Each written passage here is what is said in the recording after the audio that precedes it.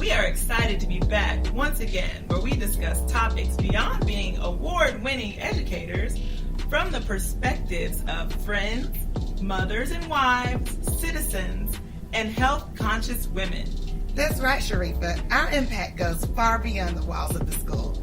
Follow us through our life's experiences as we create our own narratives. We cannot wait to get started. So let's go.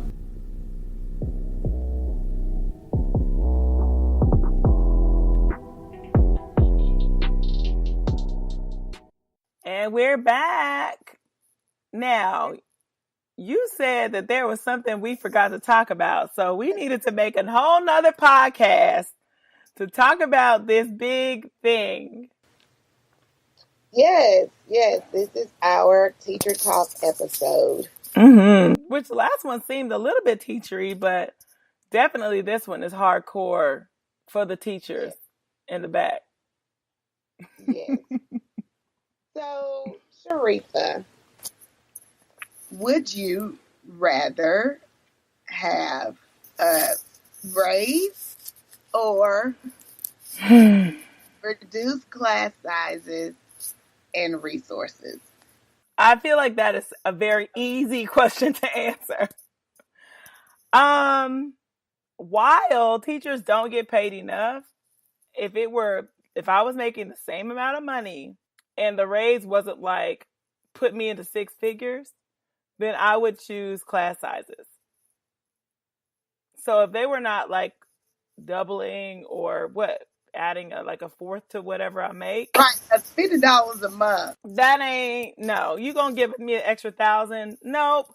I would much rather see that money used towards smaller class sizes because I don't understand why people are ignoring the fact that there's value in that. Like, I feel like it keeps coming up and people keep being like, no, blah, blah, blah, blah, blah. The problem with education is the class size is too dang on big. Like, I just think about the classes where I had 15, 7, like... That one, that dream class. The 7, I'm like, I literally taught so much and like, those kids are in my heart forever. And the 15, what do you mean? Give me 15. We had 15 and we had 2 teachers in there. So, the special ed kids' needs were met to the max by both of us. Like, so... What's the highest amount of kids you've ever had in your class?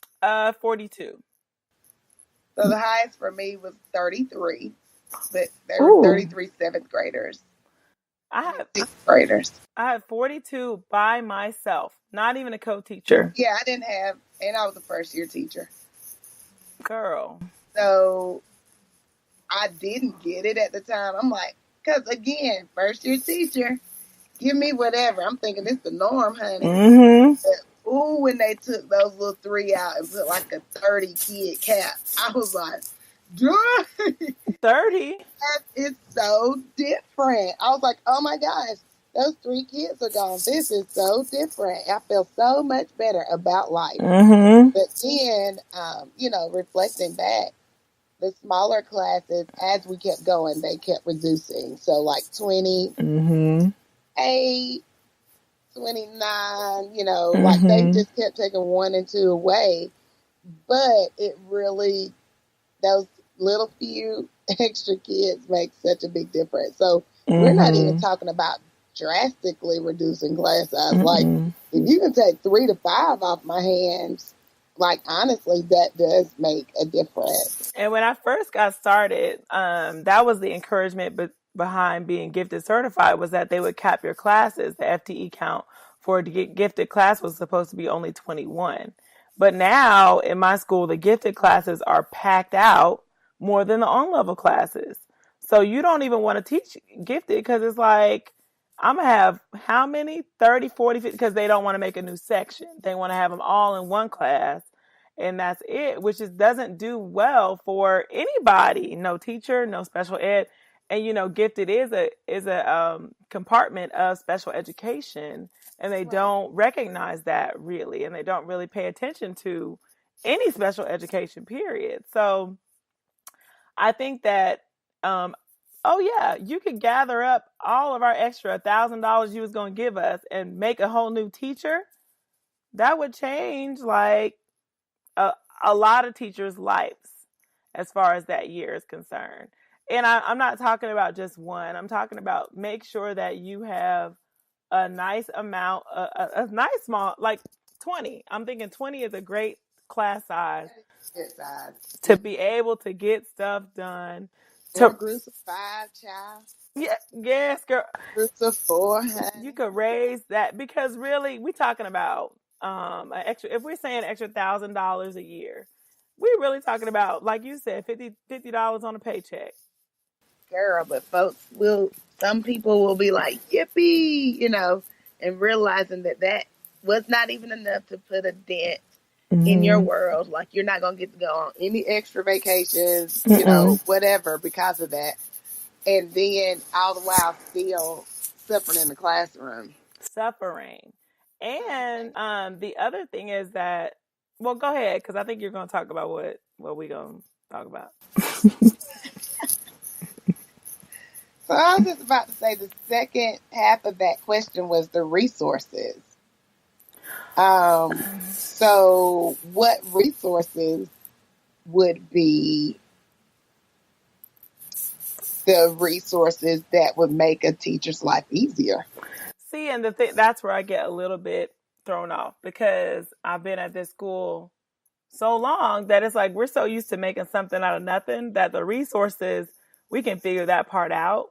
The main thing about the resources is that they don't have them at home.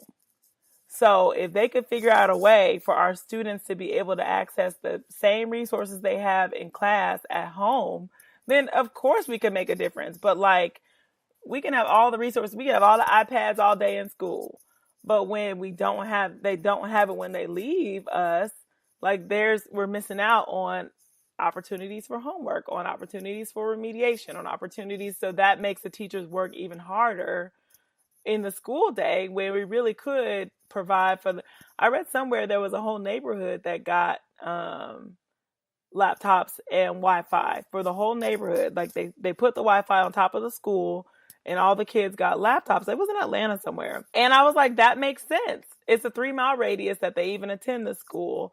Why are we not just providing Wi-Fi for all the students in the whole district of that area and giving them resources like a laptop to take home?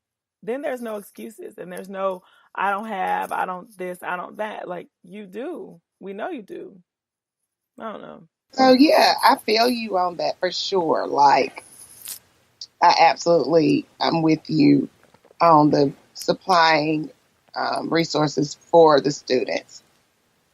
And I know that there are some parents and families and households who don't even have cell phones. I don't think it's a lot of them. I mean, I'm just looking around at even my parents at my Title I school. Oh, I hate when people say that. That's my big, like. Yeah, right. At my school, like the majority of the parents do have a cell phone, and you can download Google Docs, and a lot of people do Google Classrooms, like that kind of thing. So, but in my experience, what I have seen is that resources are there, like you just said. Like in the school, we're almost resourced out. Like we are so, Lord, we got all the programs, Jesus. Yep. Tablets, we got one-to-one. Well, we don't have one-to-one, but I think that's less important than people try to make it seem. Right. I think that the resources that they're really wearing out are the teachers, because I think if that money that we use for all of those things can be allotted for more hands-on deck, now that would be a resource worth having, because I know in my school, we just wish that we had like one more special ed teacher. Yep. Or one more para. Like we would even say, hey, just give us one more special ed para, and we can make some things happen. At least we can, spread out our kids who don't need to be together. Or at least, I was looking at our counselor's poor eyes today. Like, she is exhausted because, we just read an article that was saying that there's one counselor per 600 kids. Like, why does that make sense to anybody when 1 in 4 kids have experienced trauma? And they're not doing the real work. Those counselors are doing scheduling. They're not even really able to assess their needs. In elementary and middle, they are doing the real work still. Oh, ours can't even get to that. No, it's high school where that is.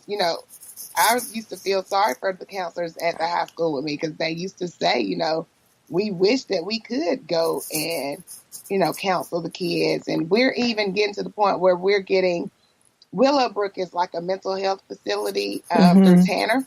We've been allotted, like, the county has blessed us with a Willowbrook therapist. But like she's not there all day, every day. She's only there on certain days, and she might be less than what our kids need because our kids really do have some. They're dealing with a lot of different emotions and issues that our 1 in 600 counselor, Lord knows she tried. Look, you're so good at math. If we have 600 kids and 1 in every 4 students have experienced trauma, how many kids is she supposed to be taking care of? 1. Because she's only 1. Like, you got... And she's not that person. So... Yeah, you can't possibly figure out who all... And so then the brunt is on the teachers, and the teachers are upset. And, as far as even nurses, like, they're... Okay, so... You asked me that question because we're talking about the strikes. And, there's been, 3 so far this year? The third one is Oakland. It was Denver. And then it started off with LA. So, and I feel like there's a common thread. These teachers are all asking for the same things. Pay, resources, smaller class sizes. Like, those are the major things I think that are coming up. And for me, I definitely understand, like, living in Georgia, I can easily say I'd want small class sizes. But when I was in California for my aunt's funeral, you are a working citizen, and there are people who are working with jobs who are living in tents. They can't afford it. The cost of living is too high. The houses are $1 million or more. Like, there's no houses that are even worth. And a teacher is getting paid less than we're getting paid in Georgia. A teacher is getting paid $42,000 to live in California, and the rent for a 1-bedroom apartment is $2,500. So, wow, take the amount of money that teachers are getting paid. They can't live. They're living in REI tents, like literally along the road. And we had to stop, and we couldn't fit all our stuff in our suitcases, and we just gave stuff, blankets, gifts, and stuff that we gotten from our families to those tent villages. They're all along the freeway. Like, I had never seen anything like it, but it's because, and I have cousins who live out there. They're working. They're college graduates. They cannot afford to have a house. They can't afford. They have to. They cannot. They cannot afford to have a house. Like, they have to have roommates. I've got a cousin who's living on public housing, and she has a college grad. She has a 9-to-5 and another job. So these people cannot afford to live.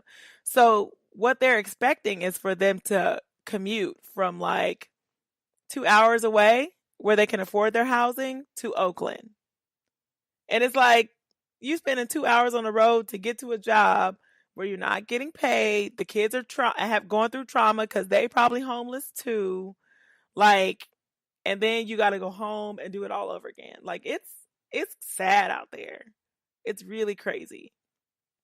Oh my God. So I feel like in that moment, maybe they don't want small class sizes. Maybe they want more money. Right. So it definitely depends on each situation. Goodness. Yeah, girl, look, we go for my birthday party. We're going to see. It's a lot. It really hit us so hard that these people there is no houses for them. Like, where can they live? And they don't want to move. God, that is so crazy. Right. And then, And but hearing this could also, Grandmama always said it's always somebody in a worse situation. While we're over here, and I do want to choose an episode to highlight the reasons why we are blessed as a profession. yeah. Because I think that we get caught up in all the injustices or all of the things. But like you just gave a very clear example of where there are some teachers who are more fortunate than other teachers. But then we get into our little silos and our little boxes, and we're like, oh my gosh, Cobb County gets paid so much more than our county, and blah blah blah, and we should go over there. But then, maybe the flexibility isn't there, or maybe that there are some like that. Just made me. I feel horrible for our California sisters and brothers. It did give me a moment of reflection of thankfulness because it could always be worse. And we get paid way more than them. I don't understand how that even came about. So they're basically just like all these big businesses that are out there are taking over. And basically, if you can afford to live there, great. If you can't, then oh well. So that removes nurses, that removes teachers, that removes the working class. So who they gonna have to actually do the work for them? These millionaires and billionaires who are living out there. Wow, that's crazy. Yeah, and they even a couple of years ago they were talking about building this project in the middle of San Francisco for teachers. Like they wanted to build an apartment complex that was just for the teachers to live there because they couldn't afford to, so they can't find teachers to work in San Francisco. They would have to make the housing for them to live there. Otherwise, the teachers are gone. They're peace out. They can't afford to live it. Oh my gosh. Yeah. Wow. So, I mean, that's different. I think that's why Georgia, if we protest, it probably would be like, we need small class sizes. We need, those are definitely two different, very different perspectives. yeah, because, and my sister was talking about moving back there. And she was like, I would not be, where could I live? You would rent a house, you would rent a room inside of a house for like $1,000, something like that. Like, Yeah. So that's it. I mean, I guess the idea is that all the teachers need to just move to Georgia where we need more teachers. Come on. Just thinking the same exact thing. All right, come on, California. Come on. Baby. We'll take you and you will be rewarded at least with some money. Find a house and or a nice apartment. A couple of houses for whatever you're trying to pay. Shoot. It's expensive out there. Wow. God. So that's a perspective. And so I really do support, Oakland and they're protesting. I do support them. I understand that need from just having been out there and seeing that it's rough. It is seriously rough. And I really hope that the government recognizes that in a state that should be pro-teacher. I mean, it's not like it's some crazy state, a red state or whatever. Like you should be Not a red state, crazy state. You should be pro-education in California, if not any other state. Y'all should be out there supporting us.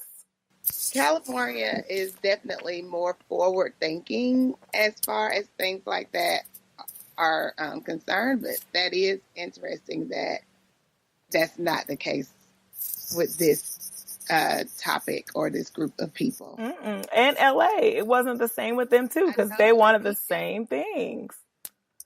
So has anybody, you're my little news buff. Has anybody made any progress with it? Is anybody responding or? With Oakland, no, but with Los Angeles and with Denver, they got what they wanted. Like they changed a couple of policies, or they have some policies in the works, but they definitely were able to come to some kind of resolution. So I'm hoping that yes, that can happen there, and that that even San Francisco and the other counties around it can also benefit from it. So without people having to like not teach the kids and go on strike, that it would just be resolved before it comes Right. to that. Hey, let's all just get on one accord and make this better. Because clearly, if it's happening here, it's happening in other places. Mm-hmm. Yeah. So I wonder. I mean, I don't know. I don't ever want to get into the whole like I'm looking to see who's going to protest next. But clearly, Right. clearly, y'all teachers are woke out there, and y'all are not taking it. Chicago was on strike. Also, I forgot to mention them. Yeah, Chicago. I remember. I saw that one. Our fave, Chicago, was on strike, and I believe that they came to a settlement too. I'm not totally filled in on what happened with them, but I'm just interested to see like how it gets to that. Like, I don't know. Georgia, we don't have a union or anything like that. So I'm just interested to see like how do you go from being sitting in your classroom to actually being like protesting stuff. Right, right. I don't know. So hopefully somebody who's gone through that would be able to share with us like what that experience is, because it could be I feel like it would be heartbreaking to not be able to be around our kids. I was going to say, how teachers are. Those teachers are over there feeling horrible, thinking about their students, wishing that they didn't have to do it, Yep. Wishing that there was another way, but knowing that in order for them to be able to live, they had to, So, golly, I can't even imagine the torment that they're experiencing. And the guilt that the parents will be putting on them. You know what I mean? Like, teachers are very, and that's the reason why we did it. This is something I was going to say about money. From an administrative point of view, please don't throw money in a teacher's face. No teacher started teaching because they thought they were going to get rich.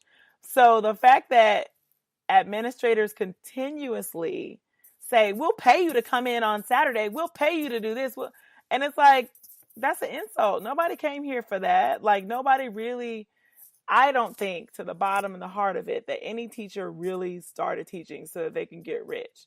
So the fact that we don't offer any money. Yeah, our administrators are always like, come in on Saturday, we'll pay you.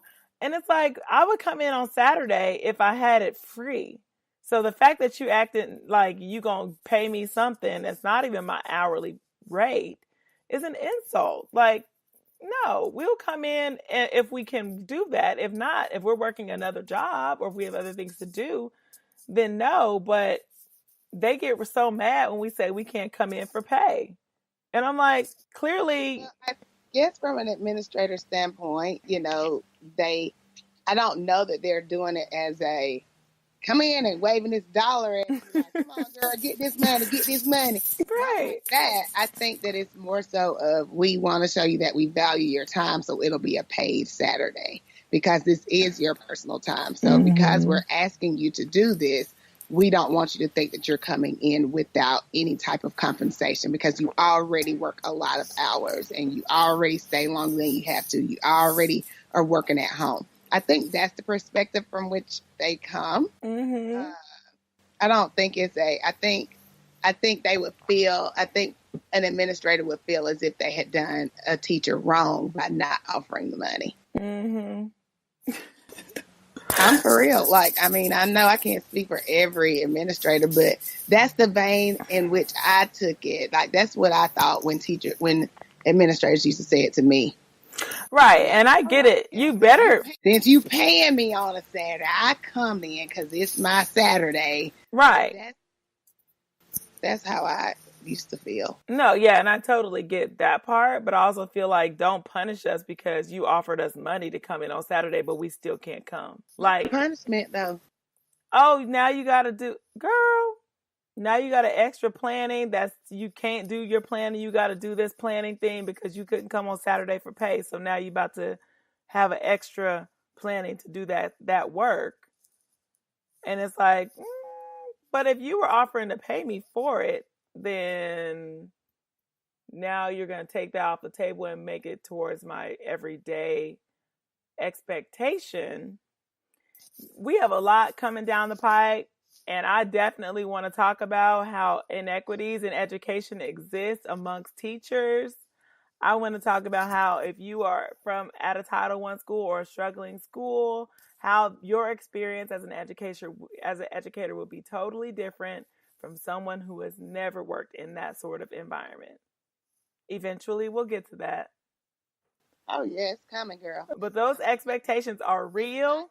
Not this episode. No. I feel like you gearing Nope. up. I'm done. I'm dropping the mic on that. All right, girl, you better throw it down hard, because I believe your mouth getting ready. Nope. Your face getting wired up. Those gonna be some good ones, though. I promise they're gonna be good. We might end up, we're gonna have to push YouTube, because they're gonna have to feel all this emotion that goes on and through. I had some lipstick on that day. Oh my gosh, this was great. I can't believe we did so much in the day that we definitely didn't feel like we were doing nothing. Yeah, I appreciate you, Sharifa. Oh, I appreciate you. All right, we appreciate you guys. Thanks for listening. We are definitely on our way, and if you're not on board, you better tell them people at your workplace listen to us, because we're about to take off in some serious stuff, and you do not want to miss it. For sure. We can't wait. All right. Bye. Thank you so much for joining us. If you want to contact us, follow us on Insta and Facebook at Sweet Tea and Sunshine Podcast. If you like what you hear, support us on Patreon. Thanks. Bye.